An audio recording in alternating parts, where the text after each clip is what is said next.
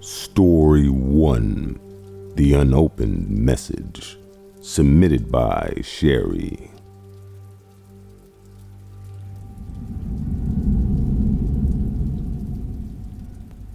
I was 21, freshly out of a long-term thing, and just wanted to get into the online dating scene.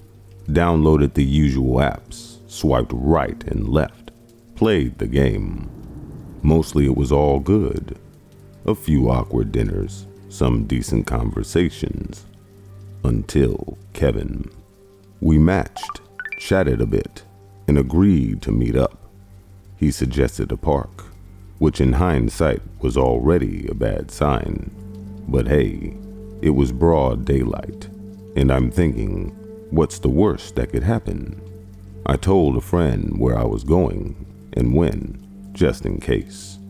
I get there, and he's already waiting. He seemed okay, sorta normal, but off, like something you can't put your finger on. Not like a movie villain or anything, but there was a vibe. Small talk, awkward laughs, the whole first date script. We were walking on a trail, and I noticed he keeps steering us deeper into the woods, farther away from people.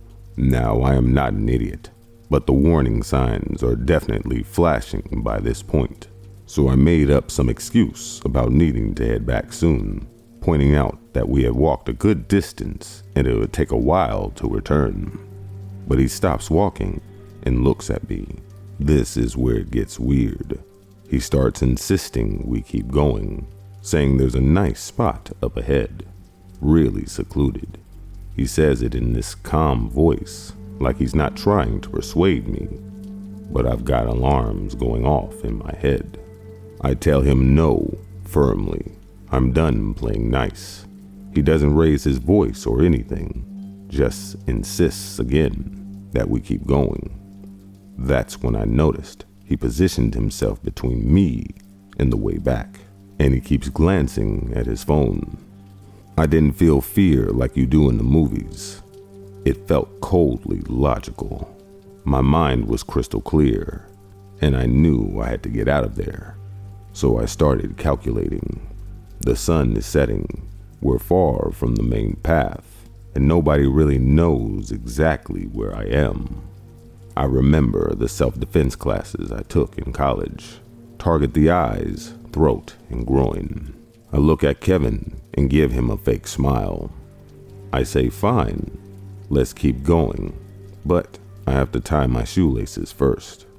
I bend down, pretending to tie them, and glance at his phone, which he left out on the bench. It's got a messaging app open, and I see he's been texting someone. The message on the screen reads, "Almost there, get ready." Nah, I'm not sticking around to find out what that means. I get up, and without any warning, I turn and start sprinting back the way we came. I hear him shouting after me, but I don't stop. I don't look back. I run faster than I've ever run in my life. I reach the main area of the park, and I find a family having a picnic. I go up to them, gasping for air, and I ask if I could stay with them for a moment. They see my face and immediately understand something's wrong. We waited there together. Kevin doesn't follow me out of the woods. I report it to the police, describe him, and show them his profile. They say they'll look into it, but as far as I know, they never found him. I got a message from Kevin later through the app. I never opened it. I deleted the app, bought some pepper spray, and took a break for dating for a while. Sometimes I wonder, what would have happened if I had gone to that secluded spot he mentioned? Or what was in that message he sent me? But some questions you don't really want answered.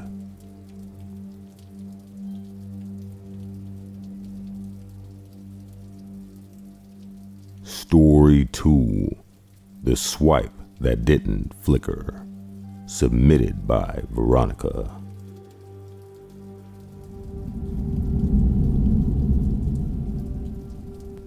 Alright, so here's the deal. I'm not into the whole scaremongering thing, but my encounter was too freaky not to share. I'm also not into supernatural or weird signs from the universe. This happened in the most ordinary place, a cinema. I matched with this guy, Tim, on Tinder. His profile was pretty normal, not like those dudes holding a fish or posing in front of some monument. We chatted for a bit. You know how it goes. He was into movies, said he was a film editor or something, which was perfect because I was a sucker for anything on the big screen. So we decided to meet up for a movie. We agreed to meet at this retro cinema downtown, the kind of place that still has those red velvet seats and Art Deco stuff all over. We thought an old school setting for an old school date would be kind of cool. I got there a bit early, bought myself a Diet Coke and one for him too, because, you know, manners. I waited, sipping my drink, scrolling through my phone. He was 10 minutes late, which was kind of annoying, but not a deal breaker. Finally, he walked in, looking pretty much like his pics, maybe a little older, but aren't we all guilty of using a flattering filter now and then? We made small talk, sat down, and the lights dimmed. Classic start to a rom-com, right? Halfway through the film, he started to act weird. Not in a touchy-feely way, but more like jittery and preoccupied. He kept looking at his watch, then his phone, then back at the screen. I tried to ignore it. Maybe he's just not into the film, or maybe he had somewhere to be after this. But then it got stranger.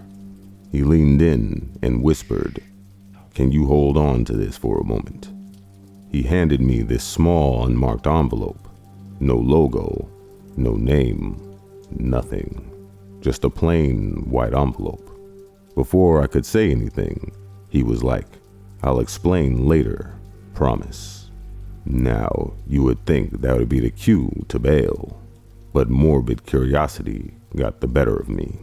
Plus, it was a public place. What's the worst that could happen? So, I held on to the envelope and tucked it into my purse. And then he left his seat, just like that. I thought maybe he went to the restroom or maybe had to take a call. 5 minutes passed, then 10. The credits started to roll and there was no sign of him. I started to feel uneasy. I texted him, no reply. I called, straight to voicemail. Finally, I decided to leave and open the envelope because, come on, wouldn't you? Inside, there were a few pieces of torn newspaper and a flash drive. What kind of weirdo gives someone a flash drive on the first date? When I got home, I put the flash drive into an old laptop, just to be cautious. It had one file, a video clip named Watch Me. It was Tim, or the guy who I thought was Tim.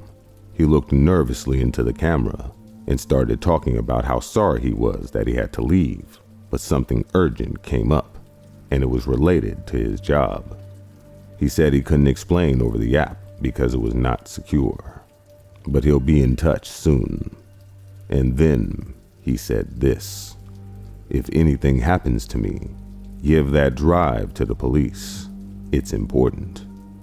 3 days went by, and I didn't hear a thing.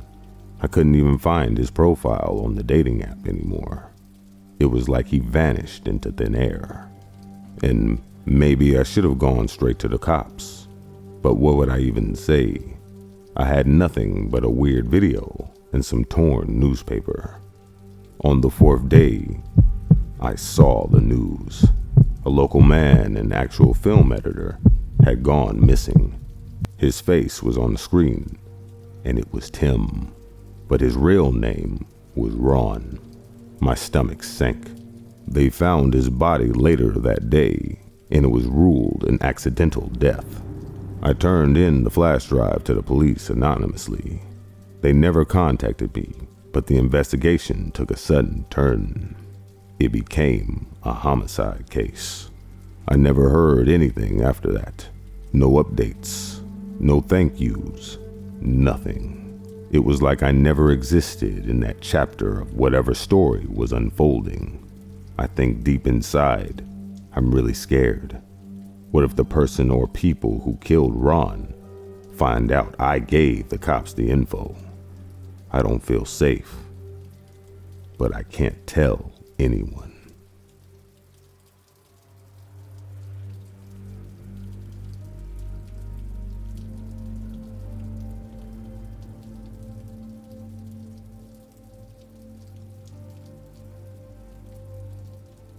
Story 3, Attractions and Alarms, submitted by James.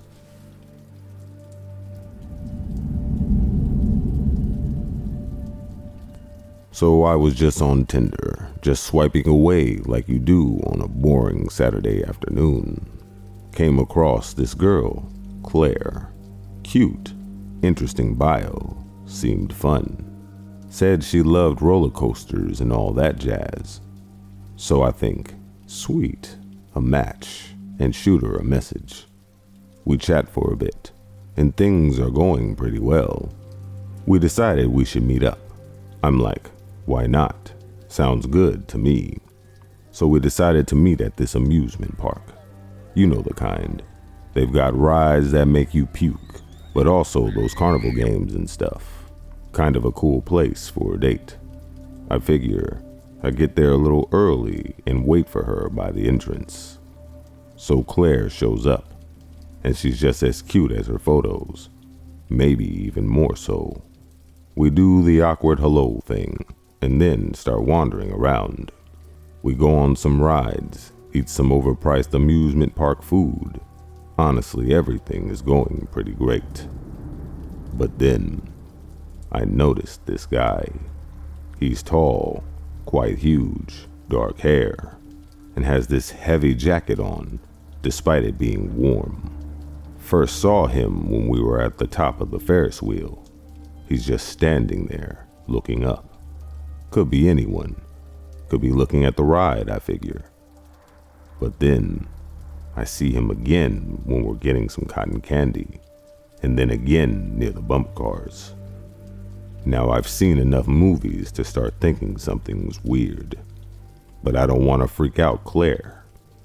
She hasn't noticed him, or at least not acting like it. We keep going about our date, but I'm kind of keeping an eye out for the dude now. We decided to check out the haunted house. The line's pretty long, and just as we're about to go in, I see him. The guy. He's at the other end of the line, but he's alone. No friends, no date. Just him standing there, staring. At this point, I'm really feeling uneasy, but again, I don't want to ruin the date. We go through the haunted house. Claire's holding on to my arm. We're having a good time. Except I can't really focus, 'cause I'm wondering about this guy. And sure as shit, when we come out the other end, he's there, waiting.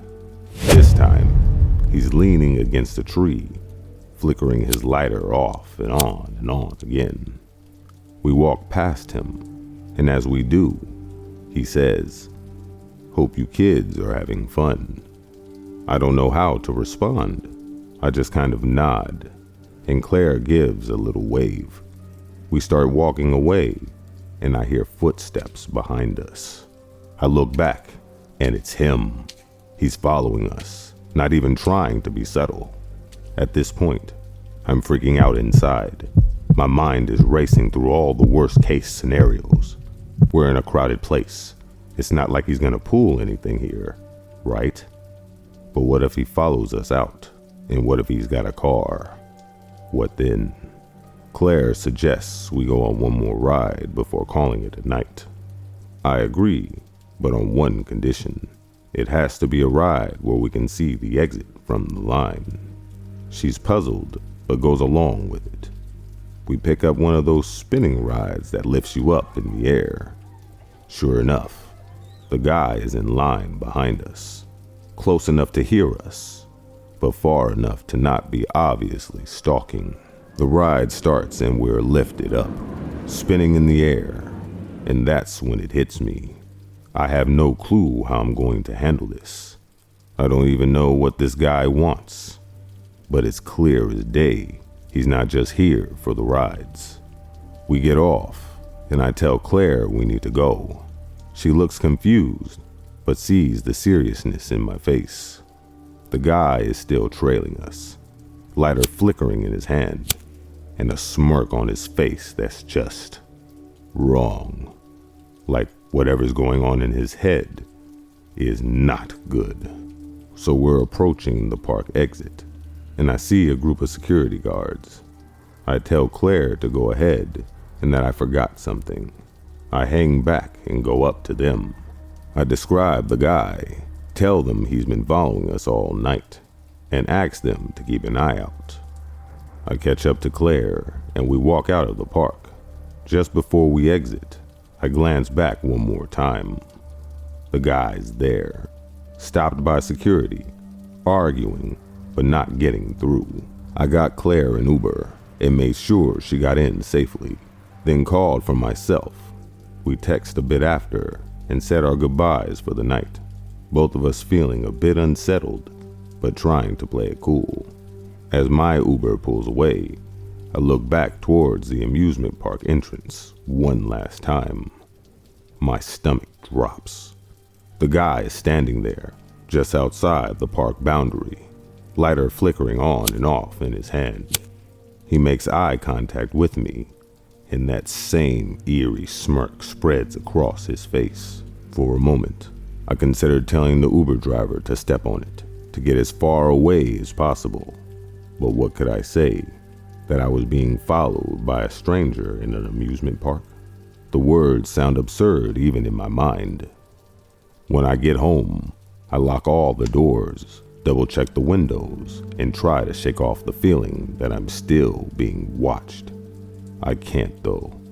I tell myself that it's all over, that the guy couldn't possibly know where I live, that I'm safe. But as I get ready for bed, my phone buzzes. A message from an unknown number. Hope you kids have fun tonight. See you soon.